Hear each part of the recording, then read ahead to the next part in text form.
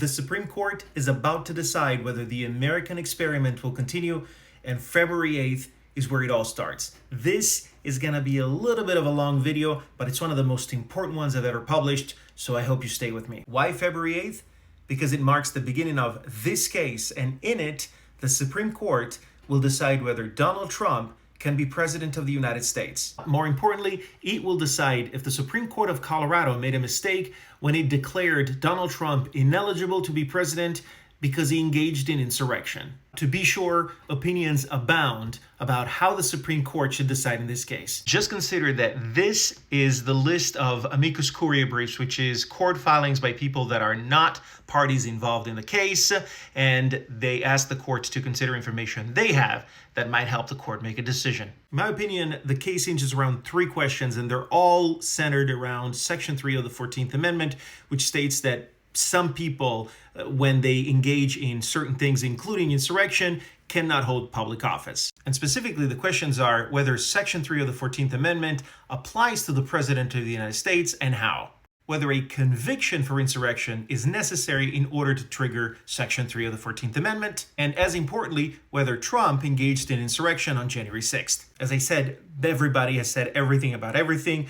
What I want to do is try to bring some clarity about all this, and as I always try to do, bring the receipts with me. Most common comment is that Trump was not convicted of anything, certainly not of insurrection. But Section 3 of the 14th Amendment that you see below me does not require a conviction. Number one, because the text of the clause doesn't even mention a conviction. You can pause the video to read it. Number two, and most importantly, because Section 3 of the 14th Amendment isn't a criminal punishment. It only outlines a requirement that identifies whether you're eligible to hold office or not. Some have pointed out that the 14th Amendment does talk about the due process of law. You can see it down here, but that's in Section 1, and that should be read in the context of the phrase before, without due process of law, which talks about the deprivation of life, liberty, and property. And essentially what Section 1 is saying is that when you deprive somebody of life, liberty, and property, you are punishing them. And in order to do that, you need to follow the due process of law. Because, this is a punishment. Telling somebody that they cannot be president because they don't fulfill the requirements is not a punishment, it's just reality. In the case of Trump, due process of law still applies in a way, but that's after Section 3 is triggered. Trump was allowed due process when Colorado held its hearings. Both sides argued their case, and Trump was allowed to testify if he wanted, but he chose not to. And then there are those that say that January 6th was not an insurrection. While the Constitution doesn't tell us what exactly is an insurrection, there is legal precedent that links the facts of January 6th to an actual insurrection.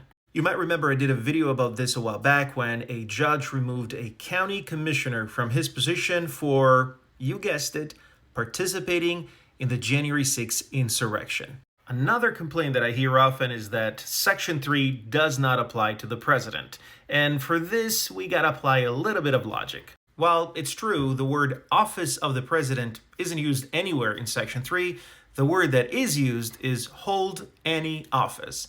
And the office of the president is, well, an office. But the place where we need to use the most logic is that it's unlikely that the framers of the Constitution intended to exclude, say, a county commissioner or just a soldier in the armed forces from holding office because of their previous dangerous behavior, but not the President of the United States.